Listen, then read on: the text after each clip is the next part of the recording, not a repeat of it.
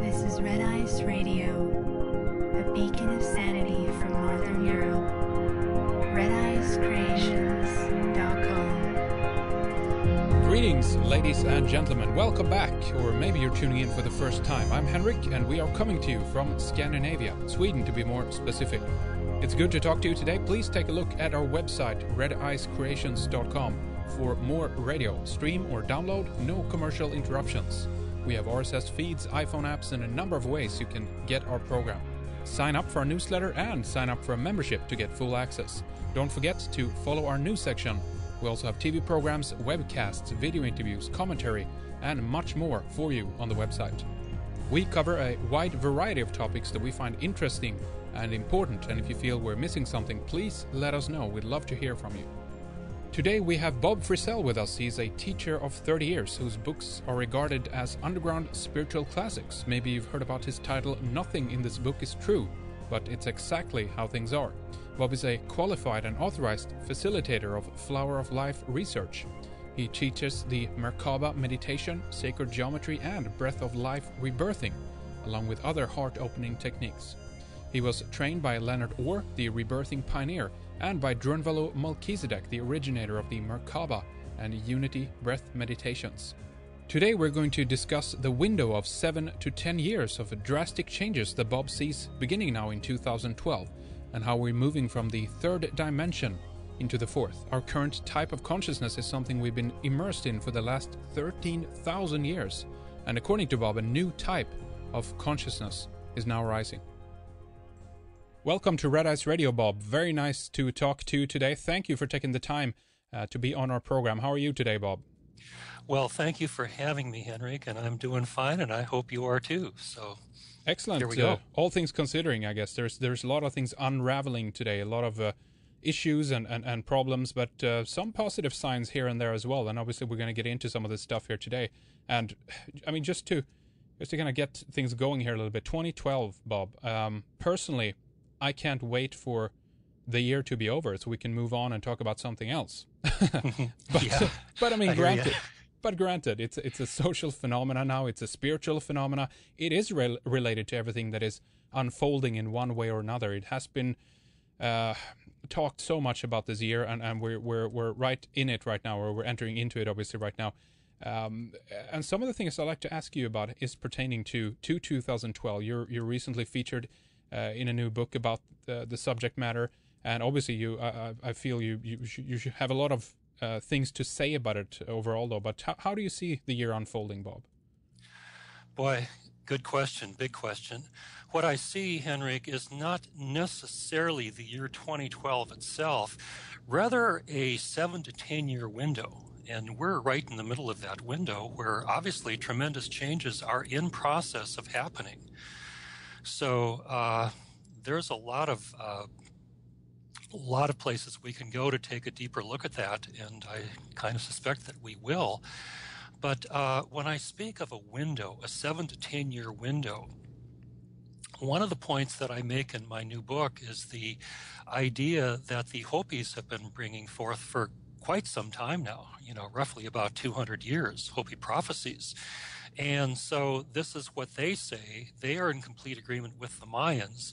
And they go on to say that you can pretty well count on the fact that on the exact date of December 21st, 2012, nothing really significant will happen. You can almost take that to the bank, if I understand them correctly. Mm-hmm, yep. So, but here again, what they're saying is that we're right in the midst of this window where nothing less than, according to the Hopi, the movement will be from the fourth world to the fifth world. The fourth world to the fifth world. I've heard this many different times. And what does this mean to you? How are you envisioning this transition, and how will this manifest itself on our level, on our dimension, do you think, Bob?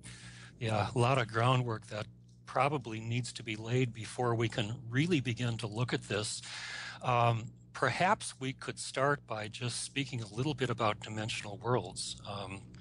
we have to have some understanding of the fact that there's many, many different worlds here, and they're all separated by wavelength. They're all literally in the space, in the very room in which you are sitting right now. They're all interconnected, they're all linked together, and the only difference between one and the next one is wavelength. So wavelength is really the key here. And when I talk about wavelength, if people who've been in physics for any length of time pretty much, I think, agree at this point that wavelength really is the key. It's not frequency or anything like that. So if you look at our reality, our universe, and by that I mean if you had access to the Hubble, for example, you could get a pretty good insight as to the macrocosm. It's huge.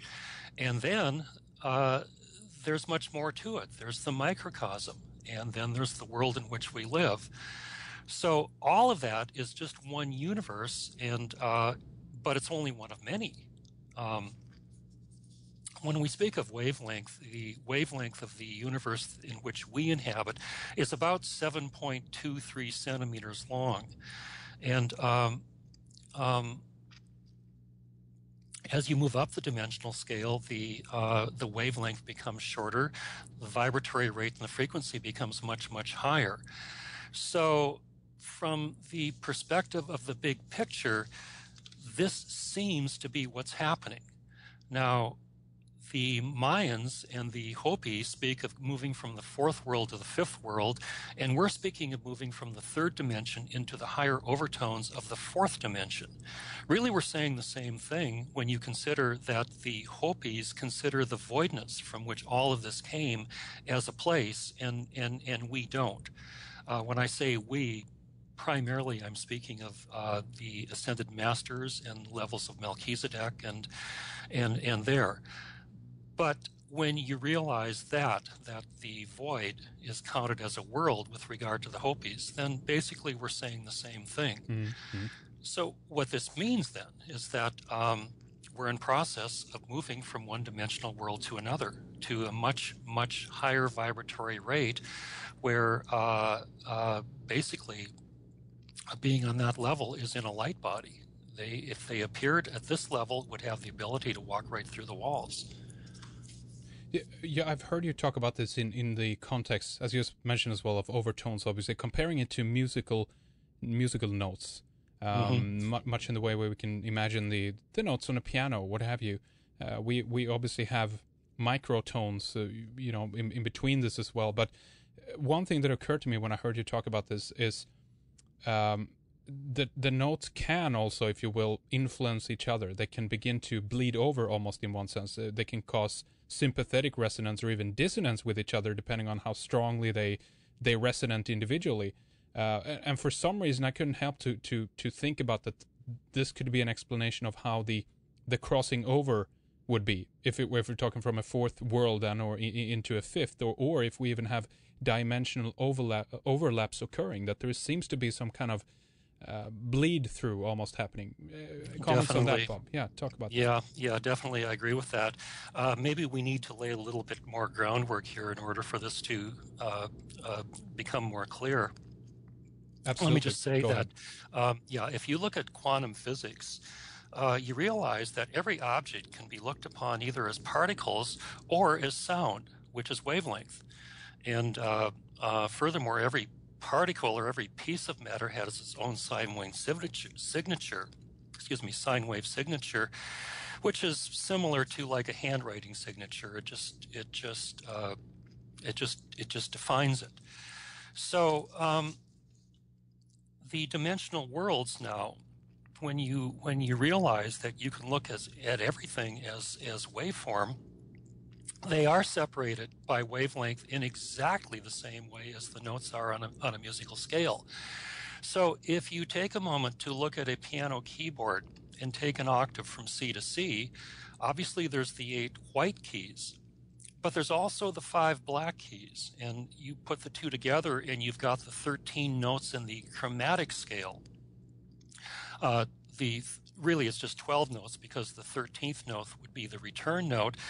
But what you have here then in dimensional terms, separated by wavelength in exactly the same way as the notes are on the musical scale.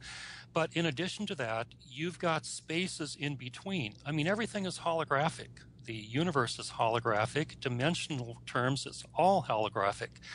So in music, in between any two notes, you've got these things called overtones. Same is true in dimensional worlds. In fact, there's 12 of them. And each of these 12 overtones is a dimensional world just as vast as this one.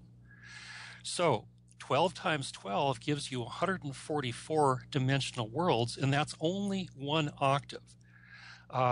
We're sitting here on the third dimension. We're in process of moving into either the 10th, 11th, or 12th overtone of the fourth dimension.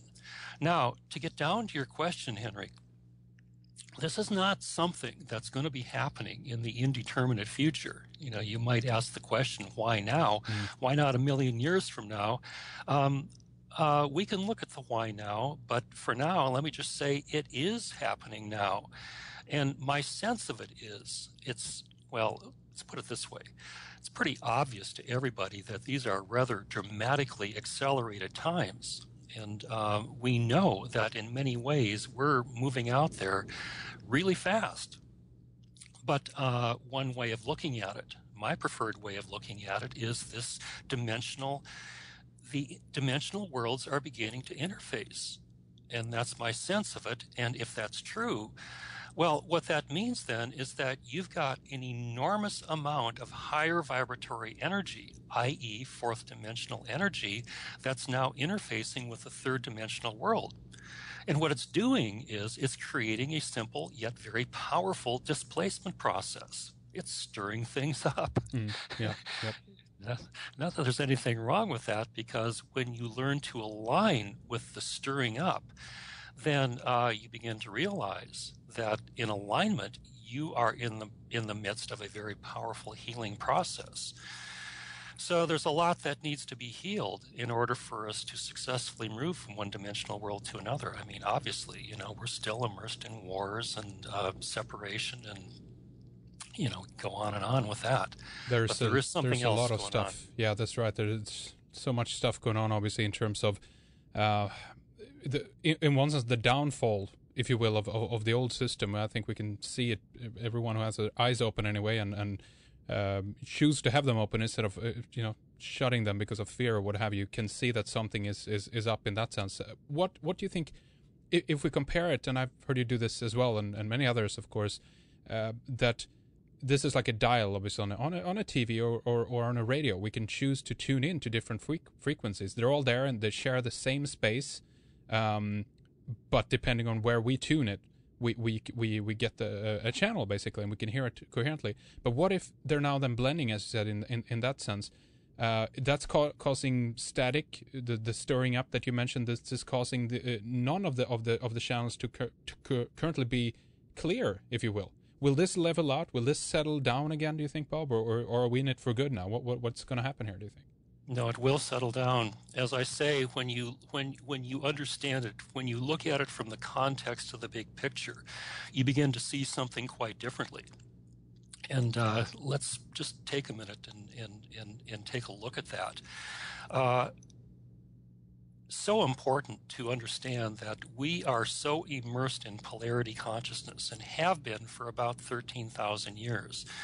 And by polarity consciousness, I mean we experience ourselves in this separate state. In other words, we're looking out at a world of which we don't really get that we're a part of it. And it's created some rather huge problems. I mean, when you don't get that you are one with all life everywhere, then you tend to treat your planet, your very mother, as though in this separate state that it's something to be conquered and something to be controlled and to be exploited rather than to be shared for the highest good for all. And, just look at the environmental problems and you begin to see exactly what I'm talking about here. So we need to learn that there's a larger truth here. Perhaps one way of looking at it is to recall what Einstein said, and that is that you cannot solve your problems with the same level of consciousness that created them.